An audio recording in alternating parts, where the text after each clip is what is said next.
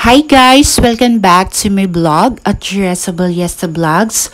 For today's video ay meron tayong aayusing hair na napakakulot, napaka-kinky, super damaged, dull, and frizzy hair na po yung kanyang hair.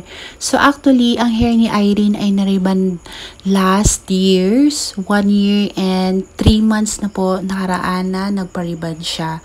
So definitely nakikita niyo yung routines niya, sobrang kinky, yan talaga yung kanyang hair. So actually ako talagang humahawak ng kanyang hair. So pinutol na natin yung ends ng kanyang hair guys kasi sobrang dry, frizzy dahil sa kakakulay, sa kakariban na po ng kanyang hair guys.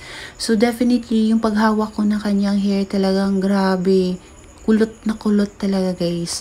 So ayan na guys, after natin siya kulayan. So ginawa ko guys, kinulayan ko muna siya guys. So nagkulay ako ng light blonde or 90 tapos 9% oxidizing cream. So pinatuyo ko lang siya, then in-applyan ko siya ng rebonding. So Icon rebonding yung ginamit ko sa kanya guys. So maganda yung Icon guys. So, sobrang shiny, sobrang silky at ang sobrang lambot ng kanyang hair guys.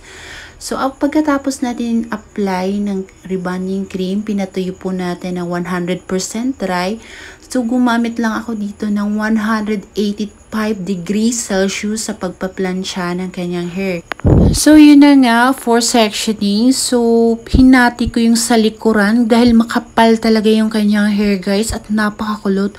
Biruin mo, ganyan kahirap magriban ng mga kinky, ganyan kahirap magriban ng mga kulot. Lalo na kapag damage hair, hindi ka pwede na pag gusto ka lang magplansya kung ano nga init ang imong gagamiton, kailangan alam mo yung heat temperature. So binabad ko lang yung Icon rebonding dyan ng bali 25 to 30 minutes. Mabilis lang kasi inuna ko yung kulay bago yung rebonding. Talagang napakaganda kasi uunahin yung kulay, lalo na't yung buhok niya ay kulot. So trim out ko na rin yung ends ng kanyang hair guys kasi nga sobrang damage na nga yun dahil sa kakariban at kakakulay. So 3 hours and 30 minutes po tayo nagplansya sa kanyang hair guys at yan na po yung naging outcome ng kanyang hair. Talagang napakalaki yung naging changes. Pero hindi pa yan yung pinaka-final result guys ha.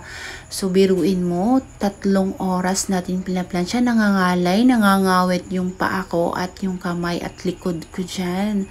So sobrang hirap mag-riban ng mga kulot, promise.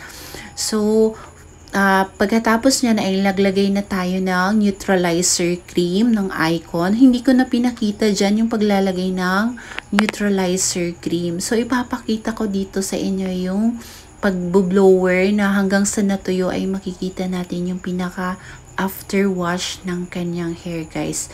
So pag nakikita nyo dyan na medyo may kumulot pa or medyo hindi natin na perfect dahil nga sobrang kinky, sobrang kulot talaga ng kanyang hair.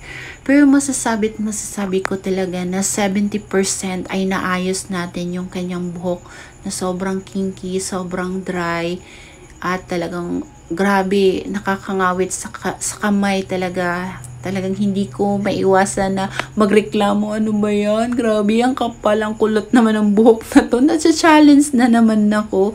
So, ayan guys, within 30 minutes na pagbabad ng neutralizer cream ay binalawan na po natin. So, konting blower lang. At, yan na po, susuklayin natin. So, nakikita ko talagang wala naman siyang kumulot. Pero, usually talaga, iba talagang kinalabasan ng kulot hair or sa straight hair na naiririban. So, definitely, yung kinalabasan ng mga kulot ay ibang-iba sa straight hair na.